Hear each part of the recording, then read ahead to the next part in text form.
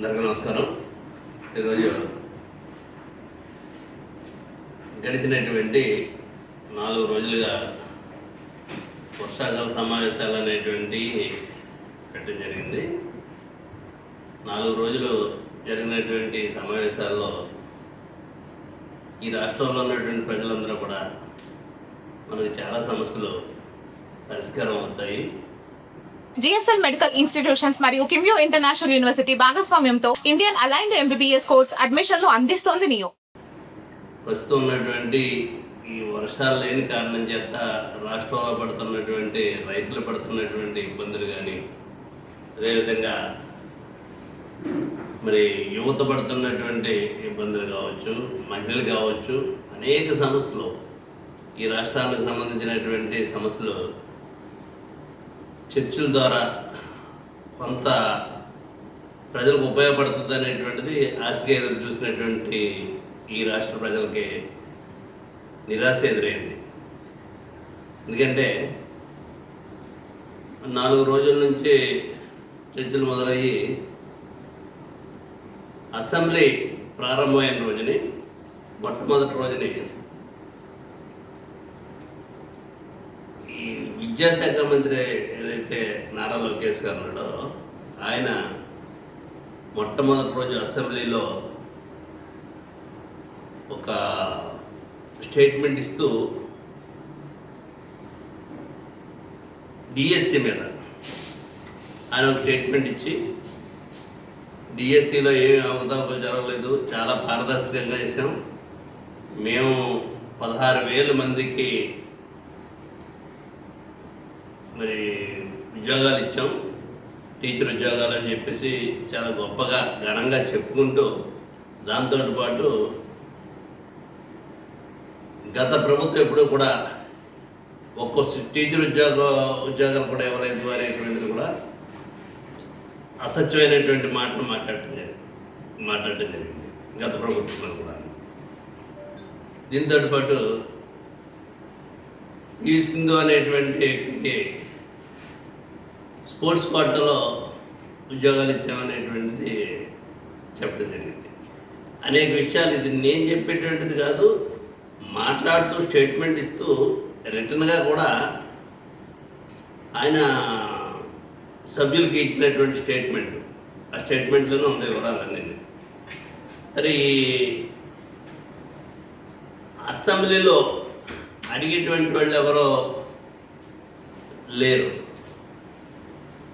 అసెంబ్లీలో ఉన్నటువంటి వాళ్ళందరూ కూడా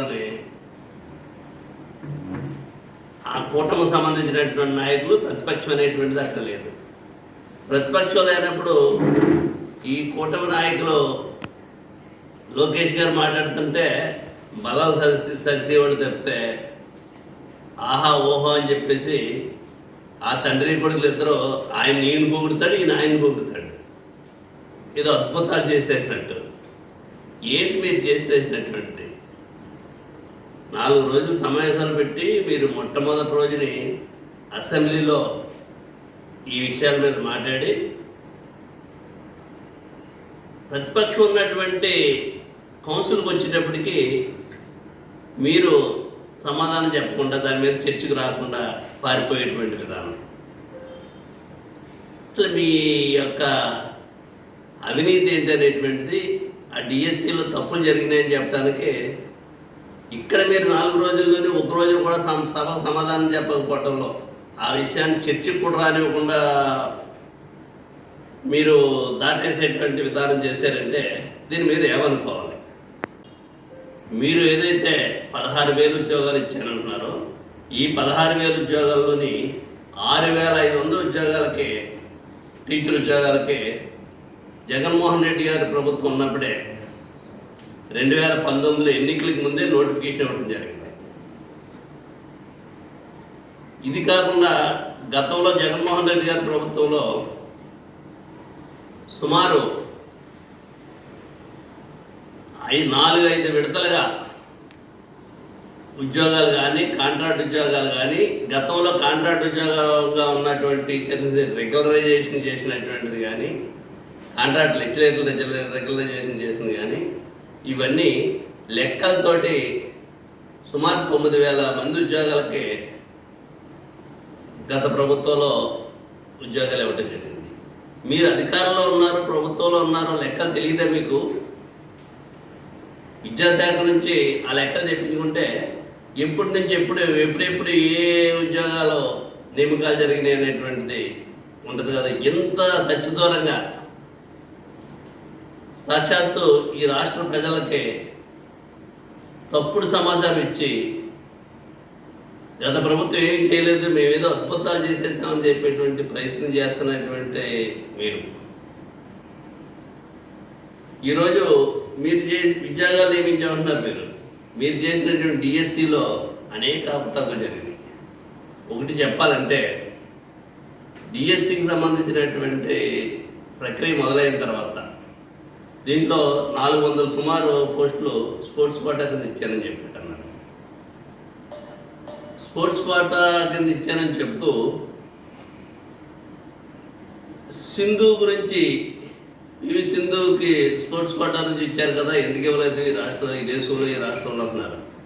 అసలు మనసులో అనేటువంటిది కొంచెం కాకపోతే కొంచెం జ్ఞానం ఉండాలి. ఇంత దారుణంగా అబద్ధాలు మాట్లాడుతూ సింధు అనేటువంటి వ్యక్తి ఈ దేశానికి కీర్తి ప్రతిష్టలు తీసుకొచ్చేటువంటి విధంగా ప్రపంచంలో అనేక దేశాలతో తలబడి మన దేశానికి కీర్తి ప్రతిష్టలు తీసుకొచ్చి ఉన్నతమైనటువంటి గౌరవాన్ని తీసుకొచ్చినటువంటి వ్యక్తిని గౌరవించవలసినటువంటి బాధ్యత ఉంది ప్రభుత్వానికి అని చెప్పేసి ఆ గౌరవార్థం ఆవిడ ఉద్యోగం ఇచ్చారు. సింధు ఉద్యోగం ఇచ్చారు, కానీ ఉద్యోగానికి వెళ్ళకపోయినప్పటికీ, ఆ డిపార్ట్మెంట్కి వెళ్ళకపోయినప్పటికీ కూడా ఆవిడని ఆ రకంగా గౌరవిస్తూ ఉంటారు. మరి ఇక్కడ టీచర్లు కూడా అదే చేస్తారు మీరు. అలాగే అజరుద్దీన్కి కూడా గవర్నమెంట్ గతంలో బ్యాంకులో ఉద్యోగం ఇచ్చారు. అజరుద్దీన్కి బ్యాంకులో ఉద్యోగం ఇచ్చినప్పుడు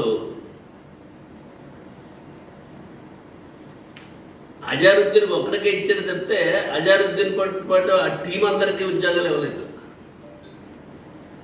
ఇది కూడా గుర్తుపెట్టుకోవాలి మీరు.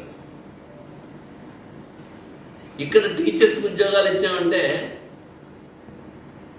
400 సుమారు మంది టీచర్స్కి ఇచ్చామని చెప్పేసి అది స్పోర్ట్స్ కోటాలు ఇచ్చానని చెప్పడం అనేటువంటిది ఇంతకంటే మీ దోపిడీతనానికి ఒక నిదర్శనం ఏం కనపట్టలేదు. నేను చెప్పిన కాదు, మీరు ఇచ్చిన జీవోలు చెప్తున్నాను.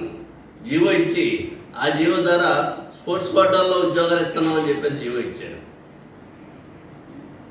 ఉద్యోగ నియామకాలు అయిపోయిన తర్వాత, సెలక్షన్లు అయిపోయిన తర్వాత, కొద్ది రోజులు పోయిన తర్వాత ఆ జీవోలో తప్పులు జరిగినాయి అని చెప్పేసి ఆ జీవోని క్యాన్సిల్ చేశారు. ఆ జీవో తప్పులు జరిగిందనేటువంటిది సాక్షాత్ ముఖ్యమంత్రి గారే శాసనసభలో కూడా మాట్లాడటం జరిగింది. ఆ జీవోని క్యాన్సిల్ చేశారు. అంటే ఆ జీవోని క్యాన్సిల్ చేశారు అంటే ఆ జీవో ద్వారా వచ్చినటువంటి నియామకాలని మాత్రం ఎందుకు ఉంచాలి? అప్పుడు తప్పు జరిగిందని మీరే చెప్తున్నప్పుడు క్యాన్సిల్ చేసి మొత్తం డిఎస్సి ప్రక్రియ మళ్ళీ చేయవలసినటువంటి బాధ్యత లేదా మీకు? ఏం మాట్లాడుతున్నారు మీరు? ఈ రకంగా జీవోలు ఇస్తారు మీరే, జీవోలు క్యాన్సిల్ చేసేది మీరే. 3 సార్లు జీవోలు ఇచ్చి క్యాన్సిల్ చేశారు. 3 సార్లు జీవోలు ఇచ్చి క్యాన్సిల్ చేశారంటే తప్పు జరిగిందని చెప్తున్నాను. ఆ తప్పుని తప్పుడు జీవోల ద్వారా వచ్చినటువంటి ఆటలు మాత్రం క్యాన్సిల్ చేయడం మీరు. ఆ స్పోర్ట్స్ కోటా ఎన్ని ఉద్యోగాలు పెడుతున్నారో స్పోర్ట్స్లో మీరు, వాళ్ళకే ఆ స్పోర్ట్స్ కోటా నిమిత్తం వాళ్ళకి టెస్ట్ కండక్ట్ చేయవలసినటువంటి అవసరం ఉంది. ఈ నోటిఫికేషన్లోనే వాళ్ళకి ఎవరో వాళ్ళకు నోటిఫికేషన్ పిలిచి ఆ నోటిఫికేషన్ ద్వారా వచ్చినటువంటి దాంట్లో ఉద్యోగాలు ఇస్తారు. ఉదాహరణకి ఒకే స్పోర్ట్స్లో 2 వ్యక్తులకి సెలెక్ట్ చేయరు, నేను ఈయన సెలెక్ట్ అయ్యాం దాంట్లోని. మరి మా ఇద్దరిలో ఎవరికి ఇచ్చినట్టు ఉద్యోగం మీరు? దేన్ని బట్టి ఇస్తారు మీరు? మెరిట్ని బట్టే కదా. మెరిట్ అంటేనే టెస్ట్ ఉంటుంది కదా. టెస్ట్ లేకుండా ఉద్యోగాలు ఇవ్వడం అనేటువంటిది మీ మూర్ఖత్వానికి ఇదొక నిదర్శనం. స్పోర్ట్స్ కోటాలు ఇచ్చారు, ఉద్యోగాలు ఇచ్చారు. ఆ స్పోర్ట్స్ కోటాలో మీరు వెళ్ళినప్పుడు యువగాలంలో పాదయాత్ర చేసి మీ మీద భుజాల చేతుల మీద వేసి కూడా ప్రయాణం చేసినటువంటి వాళ్ళు కూడా ఉద్యోగాలు ఇచ్చినటువంటి ఉన్నాయి. ఒక వ్యక్తి మెరిట్ లిస్ట్ ఏం పెట్టలేదు మీరు.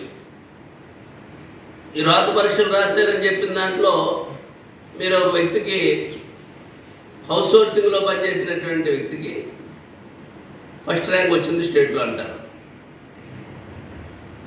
అతనికి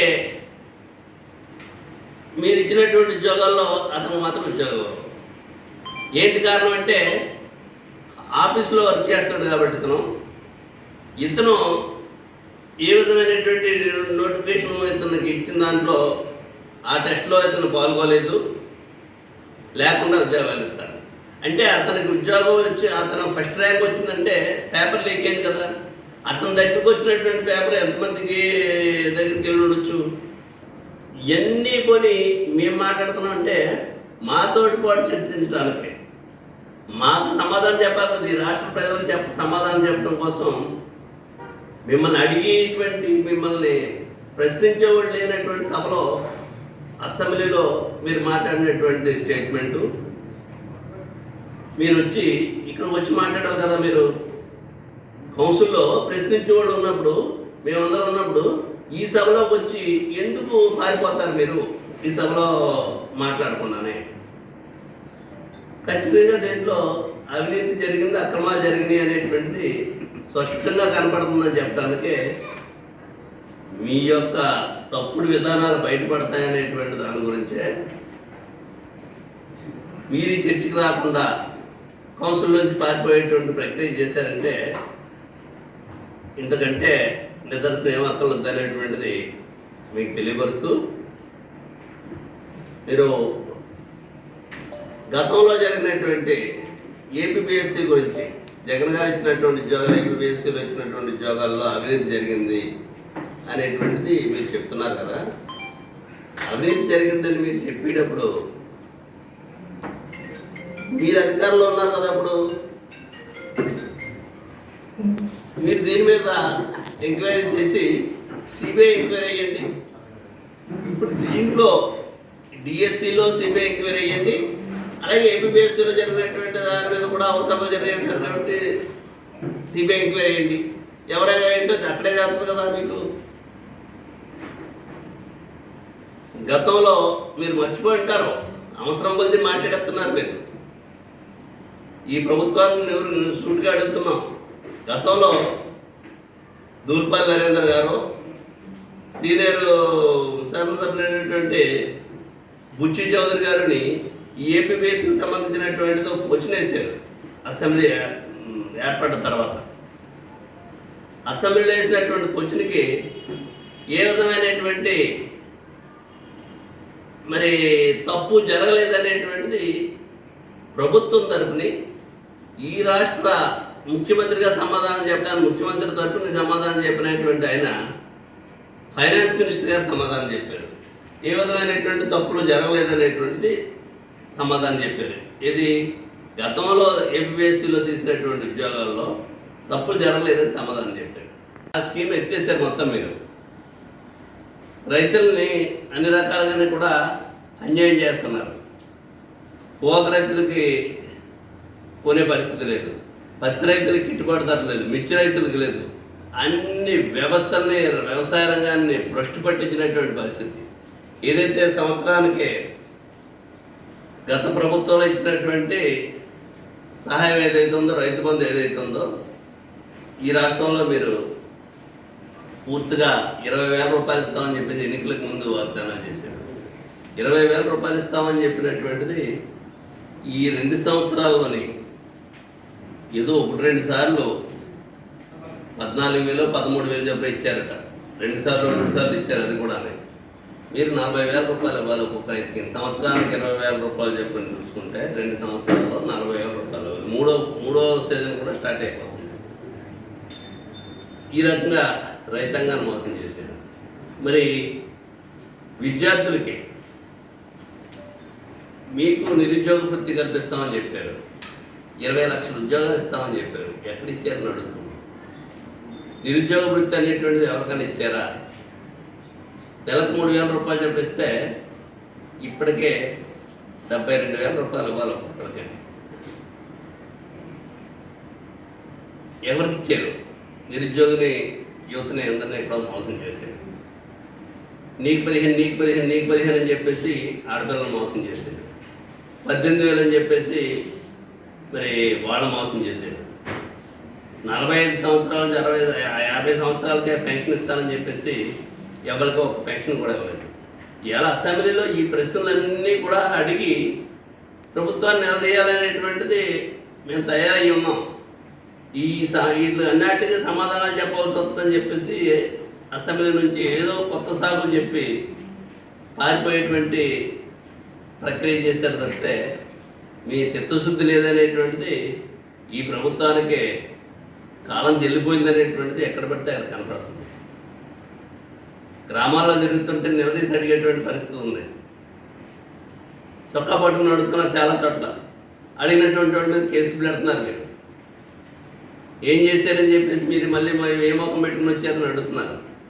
మీరు గతంలో వచ్చినప్పుడు సూపర్ శిక్షణ కాగితం పట్టుకొచ్చారని చెప్పేసి ఆ కాగితాలు జాగ్రత్త పెట్టి ఇదిగో నువ్వు ఆ రోజున సూపర్ శిక్షణ ఇచ్చావు, దీంట్లో ఏం చేసావని అడుగుతుంటే ఏం చెప్పాలో తెలియనటువంటి పరిస్థితిలో కార్యకర్తలు ఉన్నారు. మీరు ఇవన్నీ పెద్ద కౌరులు చెప్పి మాట్లాడుతున్నారు. మీకు నిజాయితీ ఉంటే ఈ విషయాలన్నీ కూడా అసెంబ్లీ సాక్షిగా చర్చించాలి కదా ప్రజల దగ్గర. ఎక్కడన్నా దీని మీద మాట్లాడేటువంటి అవకాశాలు మీకు లేవు. అన్ని విధాలుగానే కూడా అందరినీ మోసం చేసినటువంటి పరిస్థితి. ఇల్లు కడుతున్నా ఉన్నారు. వేటకి ఏమైనా ఇల్లు కట్టారు ఎక్కడన్నా? కేంద్ర ప్రభుత్వం ఇస్తున్నటువంటి ఇల్లు అరకొరగా ఎక్కడెక్కడ కట్టినన్నారు. స్టేట్ గవర్నమెంట్ మీరు చేసింది ఇవన్నీ వాటికి ప్రజలు టైం వస్తుందని చెప్తున్నారు. ఖచ్చితంగా దీనికి మూల్యం చెల్లించుకునేటువంటి రోజులు దగ్గరలో ఉన్నాయనేటువంటిది తెలియపడుతూ మీరు నిన్న కాక మొన్న అసెంబ్లీలో బిల్లులు పెట్టారు. ఈ బిల్లులు పెట్టి మీరు బీసీ రిజర్వేషన్ అని చెప్పేసి బీసీలకు 34% రిజర్వేషన్ ఇస్తున్నానని చెప్పారు. బీసీలకు 34% రిజర్వేషన్ ఇస్తున్నానని చెబుతూ అసెంబ్లీలో స్టేట్మెంట్ ఇస్తూ ముఖ్యమంత్రి గారు ఒక 10 సార్లు ఆయన మాట్లాడినటువంటిది ఒక గంట సుమారు మాట్లాడుంటారు.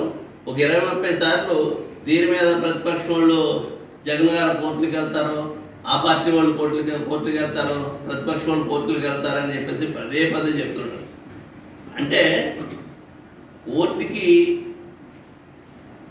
వెళ్ళే ఉద్దేశం మీకే ఉంది. ఇచ్చేమని చెప్పడానికి ఇస్తున్నారు. ఇది నిలబడద్దా లేదా అనేటువంటిది మీకు తెలియదు ఏం కాదు. ఎన్నికల డ్రామాల కింద, రాజకీయ డ్రామా కింద ప్రజలకు మీకు ఇచ్చేమో వాళ్ళు ఆపేస్తారని చెప్పడానికి కానీ ఇది నిలబడేటువంటిది పరిస్థితి లేదు. ఇది మాట్లాడితే మీరు కోర్టులకు వెళ్తున్నారా అంటారు. ఇప్పుడు ఇదే 34% రిజర్వేషన్ ఇస్తామని చెప్పినటువంటి తెలంగాణ ప్రభుత్వం, గతంలో కాంగ్రెస్ ప్రభుత్వం కూడా ఇదే నిర్ణయం తీసుకుంటే హైకోర్టు కొట్టేసింది, సుప్రీంకోర్టుకి వెళ్తే సుప్రీంకోర్టు కూడా పోయింది కదా అక్కడది. పక్క రాష్ట్రంలో జరిగినటువంటి దాన్ని చూసి కూడా మీరు ఇదే కార్యక్రమంలోకి వెళ్తున్నారంటే మీ ఉద్దేశం ఏంటి? ఎలాగా జరగదు కాబట్టి చచ్చిపోయిన పెంపడం, నేను పెంపకానికి ఇచ్చేసానని చెప్తారు. చచ్చిపోవడం తెలుసు కాబట్టి మీరు పెంపకాన్ని ఇచ్చేయని చెప్తున్నారు. ఇది చాలా తప్పుడు విధానం. మీ ఈ రకమైనటువంటి మోసాలతోటి ప్రజలను ఏమార్చాలనేటువంటి పరిస్థితి. ఏదో బీసీలకి ఏదో చేస్తున్నాడు. బీసీలకి 50% దాటి స్థానిక సంస్థల్లో అవకాశాలు కల్పించినటువంటి వ్యక్తి జగన్మోహన్ రెడ్డి. పార్టీ పరంగా చేసినటువంటిది. అలాంటి ఆలోచన ఉంటే మీరు ఆ నిర్ణయం చేయండి అంతే తప్పితే దీనికి ఏదో చట్టం చేయండి లేకపోతే వీళ్ళకి రిజర్వేషన్లో అవకాశాలు కల్పించామని చెప్పేటువంటి మోసపూరితమైనటువంటి మాటలేవి. మీలో నిజాయితీ ఉంటే దీనికి తోడు ఇంకొక విషయం చెప్తున్నాను. ఏదైతే మీరు కాపు రిజర్వేషన్లో గతంలో మంజునాథన్ కమిషన్ ద్వారా 5% రిజర్వేషన్ ఇస్తున్నానని చెప్పారు కదా మీరు. ఈ 5% రిజర్వేషను ఇస్తూ కేంద్రానికి పంపించారు కదా. ఆవేళంటే కేంద్రం మీకు వ్యతిరేకంగా ఉండొచ్చు. ఈవేళ కేంద్రం మీతో భాగస్వామ్యమే కదా. ఈ భాగస్వామి పార్టీలో మీరు చెప్పి బీసీలకు 5% రిజర్వేషన్ కల్పించేటువంటి ఏర్పాట్లు చేయండి. 9th షెడ్యూల్లో పెట్టించండి. బీసీలకు రిజర్వేషన్ కల్పించండి. తప్పకుండా ఈ జాతి అంతా మీకు రుణపడి ఉంటుంది, మీకు జేజేలు పలుకుతారు.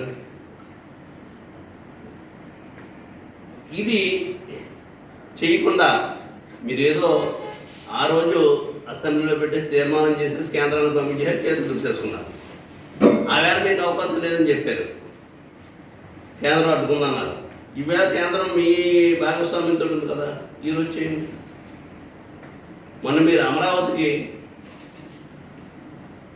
ఇక్కడ అసెంబ్లీలో తీర్మానం చేసి అమరావతికి చట్టబద్ధత కల్పించండి అని చెప్పేసి కేంద్రాన్ని పంపించి అసలు పార్లమెంట్లో ఉన్నటువంటి ఉభయ సభల్లో పెట్టి బిల్లు చేయించి దాన్ని మళ్ళీ రాష్ట్రపతి దగ్గరికి పంపించి గెజిట్లో కూడా ఇప్పించారు కదా. ఆ ప్రయత్నం వీళ్ళకి ఎందుకు చేయకూడదు? మీరు ఇచ్చినటువంటి హామీల్లో కాపులకి. అదేవిధంగా ఇప్పుడు ఇచ్చినటువంటి బీసీలో కూడా పెట్టండి. ఈ రెండు విషయాల్లోని చేసి మీ చిత్తశుద్ధిని నిరూపించుకోవాలనేటువంటిది నేను డిమాండ్ చేస్తున్నాను.